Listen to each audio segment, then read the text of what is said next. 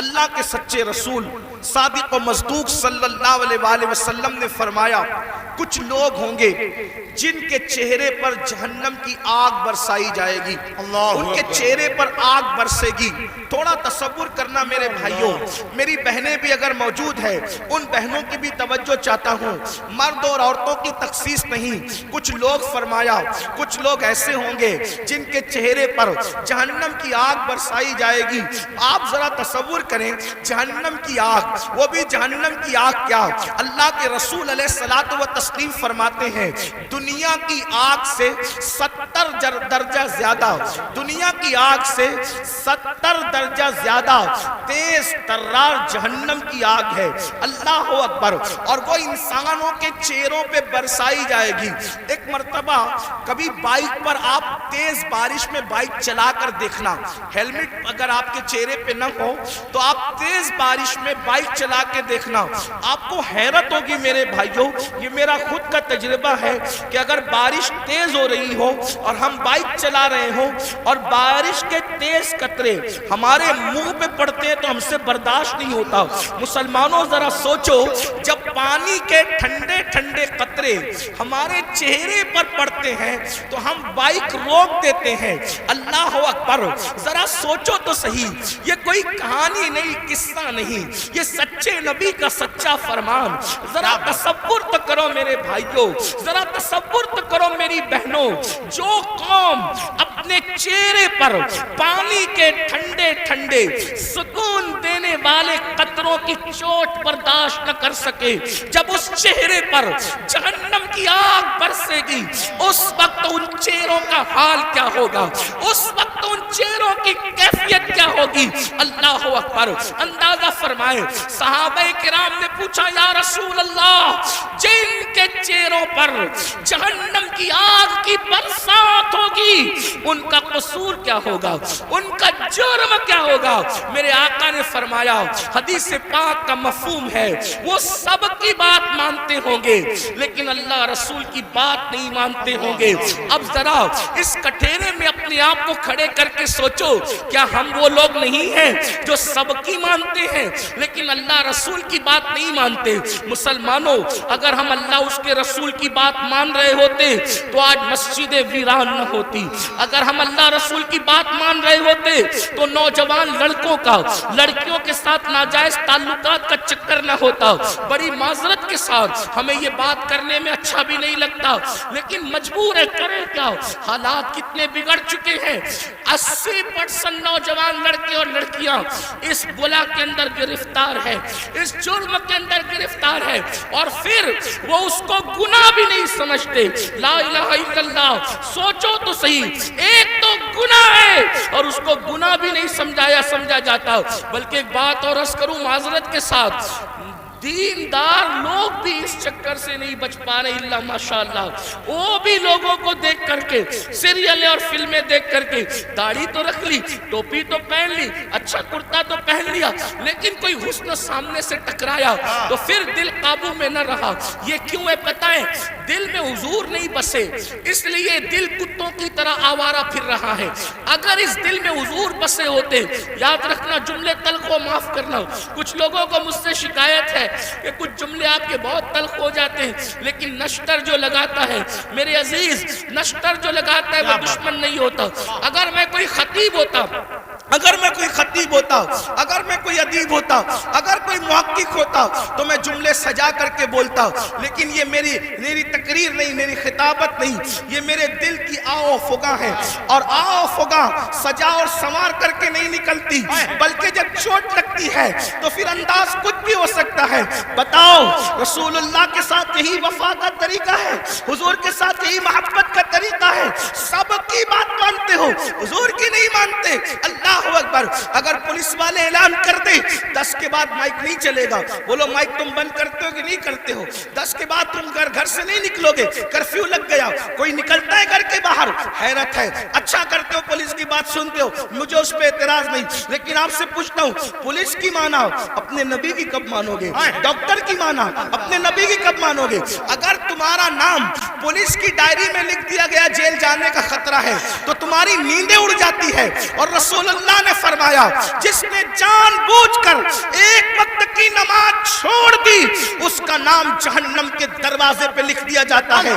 Police کے register میں نام آئے تو تمہاری نیند اڑ جاتی ہے، جبکہ کوئی بھاری بھرکم آدمی لے جاؤ تو نام کٹ سکتا ہے، رشوت دے دو تو نام کٹ سکتا ہے، دباؤ لاؤ تو نام کٹ سکتا ہے، لیکن اللہ اکبر، جہنم کے دروازے پہ لکھا ہوا نام کوئی کارپوریٹر کٹوا سکتا ہے، کوئی عالم کٹوا سکتا ہے، کوئی رشوت کٹوا سکتی ہے۔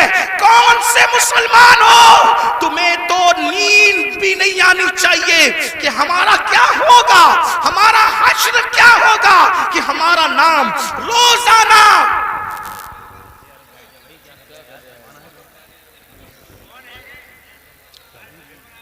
کوئی بات نہیں، حضرت خود نہیں پڑھ کوئی بات نہیں، روزانہ ایک دن میں 5 مرتبہ، ایک دن میں 5 مرتبہ ہمارا نام جہنم کے دروازے پہ لکھا جا رہا ہے، ہمارے بیٹوں کا نام جہنم کے دروازے پہ لکھا جا رہا ہے، ہماری بیٹیوں کا نام جہنم کے دروازے پہ لکھا جا رہا ہے۔ نیند کیسے آتی ہے آرام کی؟ نیند کیسے آتی ہے؟ ہنستا ہے مسلمان، یہ مولانا لوگ کا تو کام ہی ہے۔ مولانا کا کیا کام ہے؟ مولانا کی ذمہ داری ہے کیا بات حضرت، حق پیش کرے، واہ، سچائی پیش کرے۔ اگر آج تم ہم لوگوں کی باتیں نہیں مانو گے، جب آنکھیں موت سے بند ہوگی تب تمہاری آنکھیں کھلے گی کہ تم کر کیا رہے تھے۔ اس وقت رو گے، اس وقت رو گے۔ حدیث پاک ہے، مردے پہ زندہ جو روتے ہیں اس سے زیادہ مردہ روتا ہے۔ اس وقت مردہ روتا ہے، ہائے مجھے دنیا نے دھوکہ دیا، مجھے دنیا کے مال نے دھوکہ دیا، مجھے دنیا کے منال نے دھوکہ دیا۔ مگر اس وقت کا رونا کام نہیں آتا، فرشتے اس کو طنز کرتے ہیں، ظالم، جب تجھے پکار پکار کر کہنے والے نصیحت کرتے تھے ہوش میں آ جا، سدھر جا، سنور جا، اس وقت تو نہیں سدھرتا تھا۔ ابھی تو گھمنڈ تھا مال پر، ابھی تو گھمنڈ تھا آل پر، ابھی تو گھمنڈ تھا لمبی کاروں پر۔ قرآن کہتا ہے لا تنس نصیبک من الدنیا، قرآن کہہ رہا ہے او مال و منال پر گھمنڈ اور غرور کر کے اللہ کو بھولنے والوں، دنیا سے اپنے نصیب کا مت بھولو، سوائے کفن کے اس دنیا سے تم کچھ ساتھ نہیں لے کر جاؤ گے۔ کیا بات ہے، بے شک، کفن بھی کفن، کفن بھی جسم پر اسی وقت رہے گا، اللہ راضی ہے تو، ورنہ وہ کفن بھی جہنم کی چادروں میں سے ایک چادر بن جائے گا، آگ کی چادروں میں سے ایک چادر بن جائے گا۔ دنیا کو دیکھتے دیکھتے تم کیوں آوارگی کر رہے ہو؟ ان کے یہاں مرنے کے بعد اٹھنے کا کوئی تصور نہیں ہے۔ جو قوم آوارگی کرتی ہے وہ سوچتے ہیں مرنے کے بعد ہمیں آگ میں ڈال دیا گیا، قصہ ختم ہو گیا۔ ہمارے یہاں قصہ ختم نہیں ہوتا، پیدائش سے قصہ شروع نہیں ہوتا، موت پہ قصہ ختم نہیں ہوتا۔ بلکہ ایک بات کہوں، ہمارے مذہب میں جو اللہ رسول کا وفادار بن جائے اس کے لیے دنیا جتنی خوبصورت ہے اس سے زیادہ خوبصورت اس کی قبر ہے، اور اس سے زیادہ خوبصورت میدان محشر ہے، اور اس سے زیادہ خوبصورت اس کی آخرت ہے۔ وجہ یہ ہے کہ دنیا میں اتنا لمبا سفر کرو تو صرف گنبد نظر آتا ہے، اور قبر میں جاؤ تو گنبد والے محمد رسول اللہ کا جلوہ نظر آتا ہے۔ نعرہ تکبیر، نعرہ رسالت، نعرہ حیدری، فیضان غوث اعظم، مسلک اعلی حضرت، زندہ باد، زندہ باد۔ اس لیے میں اپنے جوانوں سے کہتا ہوں کہ حج کو جانے سے جتنی خوشی ہوتی ہے اس سے زیادہ خوشی مر جانے میں ہونا چاہیے، کہ حج کو جانے پہ کعبہ نظر آتا ہے، مر جانے پہ کعبے کا کعبہ نظر آتا ہے۔ ارے زندہ باد، زندہ باد۔ میرے امام کہتے ہیں قبر میں لہرائیں گے تا حشر چشم نور کے جلوہ فرما ہوگی جب طلعت رسول اللہ۔ کیا مقام ہے قبر کا، لیکن کس کے لیے؟ وفاداروں کے لیے، زانیوں کے لیے نہیں، سود کے دھندے کرنے والوں کے لیے نہیں، نہیں، نرم نرم گدوں پہ لیٹ کر کے زنا کی فلمیں دیکھنے والوں کے لیے نہیں، اپنے مال کو حرام کاموں پہ خرچ کرنے والوں کے لیے نہیں، اپنے مال سے کسی پہ ظلم کرنے والوں کے لیے نہیں، اپنے مال سے فرعون اور فرعونیت جیسے دعوے کرنے والوں کے لیے نہیں، اپنے مال کے غرور میں مسجدوں کو ویران کرنے والوں کے لیے نہیں، علماء کا مذاق اڑانے والوں کے لیے نہیں، علماء کو حقیر جاننے والوں کے لیے نہیں، دین کا مذاق اڑانے والوں کے لیے نہیں۔ جو نبی کا وفادار ہے اس کی قبر جنت کے باغوں میں سے باغ ہے۔ حضور آئیں گے اور قبر جگمگائیں گے، سوچو تو صحیح، اللہ اکبر، حضور کہاں آئیں گے نہیں آئیں گے کوئی گارنٹی نہیں ہے، لیکن وفادار کی قبر جگمگانے کے لیے ضرور تشریف لائیں گے۔ کتنی خوبصورت ہے مومن کی موت، میرے امام کہتے ہیں جان تو جاتے ہی جائے گی قیامت، یہ ہے اب یہاں مرنے پہ ٹھہرا ہے نظارہ تیرا۔ تو عرض یہ کر رہا تھا ان کے چہروں پر آگ کی برسات ہوگی جو سب کی سنتے تھے، اللہ رسول کی نہیں سنتے تھے۔ بتاؤ مسجدیں آباد کرنے کا حکم کس کا ہے؟ اللہ اس کے رسول کا حکم ہے۔ سود سے حرام سے بچنے کا حکم کس کا ہے؟ اللہ رسول کا ہے۔ آج سود کتنی تیزی سے بڑھ رہا ہے، بیاج کتنی تیزی سے مسلمانوں میں بڑھ رہا ہے۔ بڑی معذرت کے ساتھ اتنا لے لو اتنا بھرتے رہو، اتنا لے لو اتنا ہفتے دیتے رہو۔ مسلمانوں یاد رکھنا مال ہی سب کچھ ہے، دولت ہی سب کچھ ہے۔ سوچو تو صحیح، حلال کمانے والے دنیا سے گئے، ساتھ میں کیا لے کر گئے؟ عبد الرحمن ابن عوف، سیدنا عبد الرحمن ابن عوف صحابی رسول ہے، اور کوئی معمولی صحابی نہیں، عشرہ مبشرہ میں سے ہے، اور وہ صحابی ہے جن کے پیچھے کھڑے ہو کر رسول اللہ نے نماز ادا فرمائی۔ چند خوش نصیب اصحاب وہ ہیں، چند خوش نصیب اصحاب وہ ہیں جن کو یہ شرف حاصل ہے کہ وہ نماز پڑھا رہے تھے تو ان کی امامت کی تائید میں حضور ان کے پیچھے کھڑے ہو گئے ہیں۔ وہ ان میں سے ایک عبد الرحمن ابن عوف ہے۔ سوچو تو صحیح، غور تو کریں، ایسے صحابی بہت مالدار، ان کے گھر کا سونا پھاوڑے سے کھود کر تقسیم کیا گیا، اتنے مالدار تھے عبد الرحمن ابن عوف۔ حلال کمایا نا، عبد الرحمن ابن عوف کیا لے گئے؟ حلال کما کر بھی کیا لے گئے؟ سوچو، اتنے بڑے صحابی حلال کما کے کیا لے گئے؟ لے گئے کوئی دنیا کا مال؟ تو جو حلال کمائے وہ ساتھ نہیں لے جاتا، تو جو تم حرام کما رہے ہو کیا ساتھ لے جاؤ گے؟ اور سوچتے ہو کہ حرام سے اپنے بچوں کو جو پال رہے ہو، یہ حرام کھانے والے تمہارے بچے جن کا گوشت تو حرام سے بن رہا ہے، خون حرام سے بن رہا ہے، یہ تمہارے وفادار رہیں گے؟ بتاؤ، اولاد غدار کیوں ہوتی ہے؟ آج بڑی سے بڑی اسکول میں پڑھا رہے ہو پھر بھی اولاد غدار ہے، بڑے بڑے شہروں میں بڑے بڑے کالجز میں بیٹھتے ہو پھر بھی اولاد غدار ہے۔ کیوں؟ اس لیے کہ تعلیم تو اچھی ہے، لیکن جو حرام کا خون اور حرام کا گوشت ہے وہ وفادار بننے نہیں دیتا کسی کو۔ پہلے اتنی بڑی بڑی اسکولیں نہیں تھی، اتنے بڑے بڑے کالجز نہیں تھے، لیکن اولاد ماں باپ کی وفادار ہوتی تھی، ملک و ملت کی وفادار ہوتی تھی۔ بھائی اولاد کی وفاداری غذا کی بنیاد پہ ہوتی ہے، کالجز اور عمارتوں کی بنیاد پہ نہیں ہوتی، کالجز اور عمارتوں کی بنیاد پہ نہیں ہوتی۔ ایک واقعہ سنیں، بہنیں بھی موجود ہیں ان کی توجہ چاہتا ہوں۔ آپ نے سن رکھا ہوگا حضرت ٹیپو سلطان، جی بڑا مشہور نام ہے ہندوستان میں، یہی تو اپنی پہچان ہے، ہم جیسے بہادر، ہمارے جیسا کوئی بہادر نہیں۔ وجہ جن کی عقلوں پہ پتھر، جن کے مذہب میں پتھر، جن کے عقیدے میں پتھر، وہ کیا بہادر ہو سکتے ہیں؟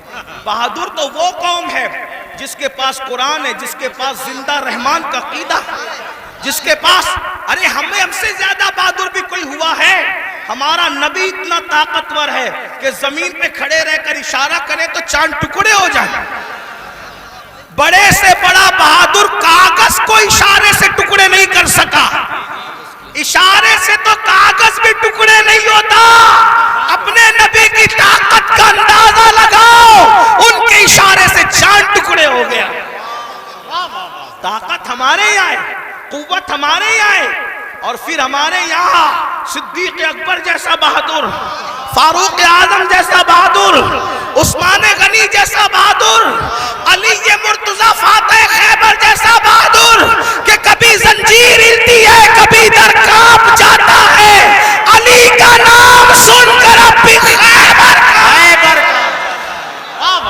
سبحان اللہ زندہ باد صلاح الدین ایوبی جیسا بہادر ہمارے اندر ہے، طارق بن زیاد جیسا بہادر ہمارے اندر ہے، نور الدین زنگی جیسا بہادر ہمارے اندر ہے۔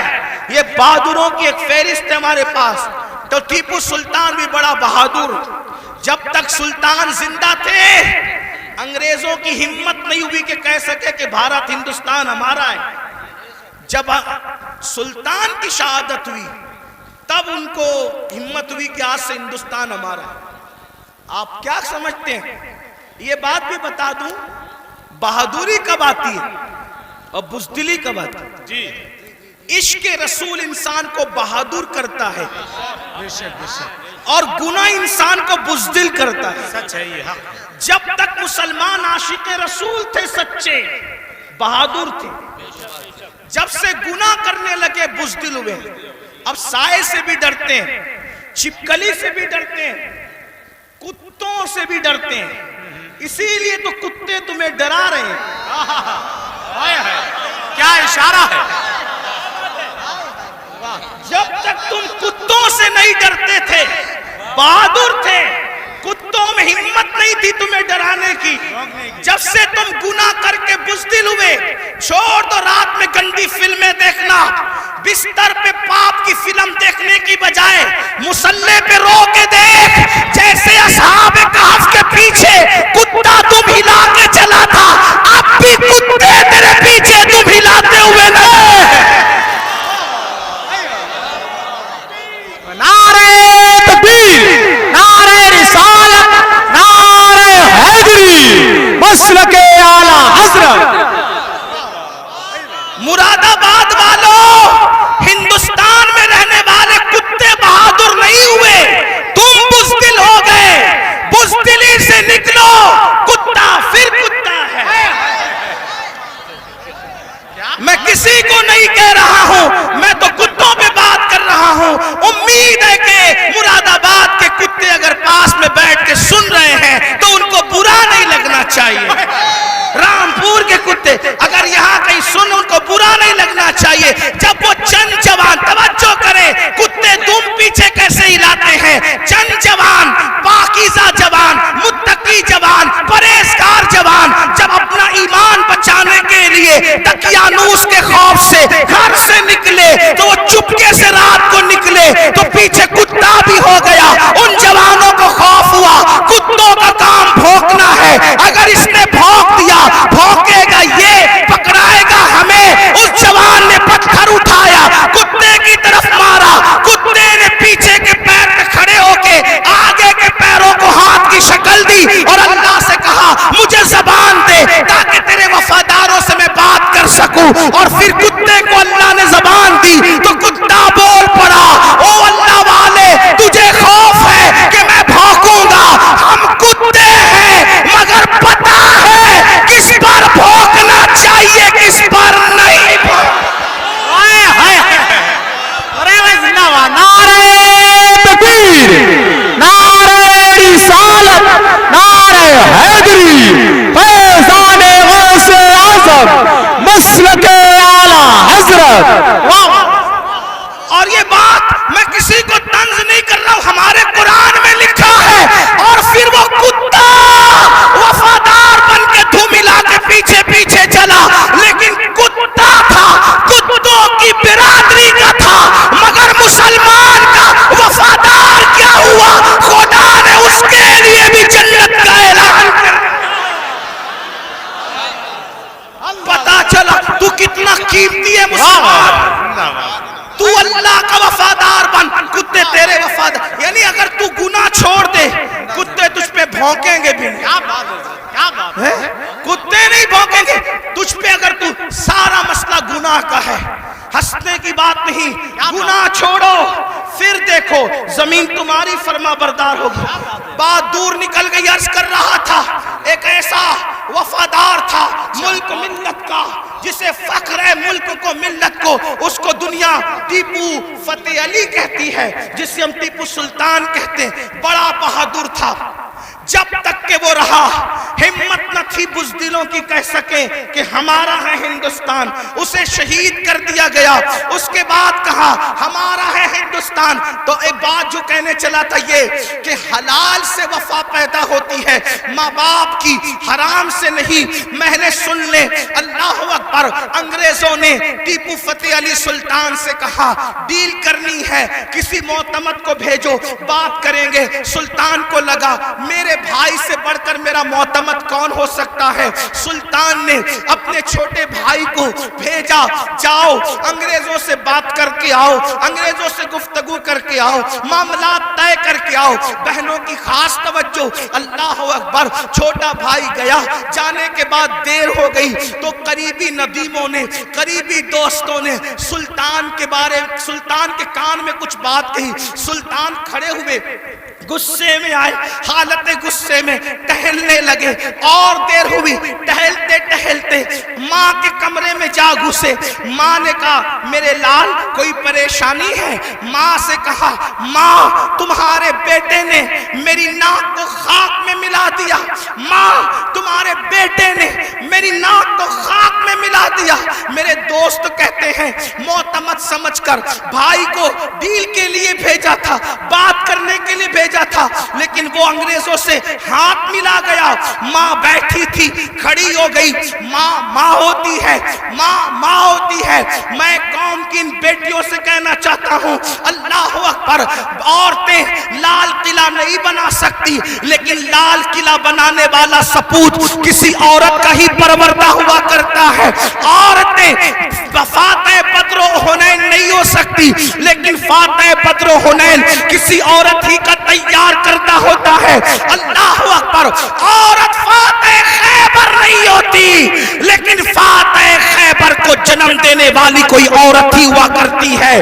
تو عورت نے بڑے بڑے انقلابیوں کو پیدا کیا. اگر عورت سچی ہے, دیندار ہے, عاشق رسول ہے, اللہ رسول کی وفادار ہے, اللہ اکبر, ماں ہوتی ہے. سلطان ٹیپو فتح علی کے جملے نشتر کی طرح ماں کے دل میں چپ گئے. ماں اٹھ کے کھڑی ہوئی, کہا سلطان تیرے منہ میں زبان روک اور گستاخی کی جرات نہ کرنا. تو نے کہہ کیسے دیا کہ میرا بیٹا ملک و ملت کا غدار ہے. سن لے, نہ تو غدار ہو سکتا ہے نہ وہ غدار ہو سکتا ہے. تاخیر کسی وجہ سے ہو رہی ہوگی, میرے دودھ کی وفا پر سوالیہ نشان کھڑا مت کر. میرا کوئی بیٹا ملک ملت کا غدار نہیں ہو سکتا. تھوڑی دیر گزری تھی کہ بھائی آیا اور بہت خوشخبری لے کر آیا. سلطان جب سارے معاملات نپٹ گئے تو ماں کے قدم پکڑ کر معافی کے طلبگار ہونے کے بعد کہا امی میں جیسا مرد متزلزل ہو گیا بہادر, تمہیں اتنا یقین کیسے تھا ماں کہ تیرا بیٹا غدار نہیں ہو سکتا, وفادار ہوگا. تب ماں نے کہا تھا بیٹا مجھے اپنے آپ پر نہیں رسول اللہ کی نسبت پر یقین ہے. جب میں نے تجھے اور تیرے بھائی کو دودھ پلایا تو کبھی بغیر وضو دودھ نہیں پلایا. ہمیشہ میں نے باوضو مدینے کے تاجدار پر درود پڑھتے ہوئے دودھ پلایا ہے. یہ وضو اور درود کی برکت ہے کہ میری کوئی اولاد ملک ملت کی کبھی غدار نہیں ہو سکتی. سود کا پیسہ کما کر بچوں کو حرام کھلا کر چاہتے ہو تمہارا بیٹا فتح علی بنے. یاد رکھنا یہ بہنیں ہیں, سیریل دیکھتے ہوئے بچے کو دودھ پلائے گی, زنا کے مناظر دیکھتے ہوئے دودھ پلائے گی, گندے گانے سنتے ہوئے دودھ پلائے گی. ان کی گود میں صلاح الدین جو بھی پیدا ہوگا ہرگز نہیں. ڈاکو, لٹیرے, بے غیرت, بے حیا, جتنی گندگی کے ٹائٹل ہے تمہاری کوکھ سے جنم لیں گے. کیوں؟ اس لیے کہ تمہاری گود میں مریم کا تقدس نہیں, تمہاری گود میں سیدہ فاطمہ الزہرا کی حیا نہیں, تمہاری گود میں عائشہ صدیقہ کی پاکیزگی نہیں. کتنی گندگی کرو گے؟ کم سے کم مسلمان ہونے کا تو خیال کر لو, کم سے کم آخرت کا خیال کر لو.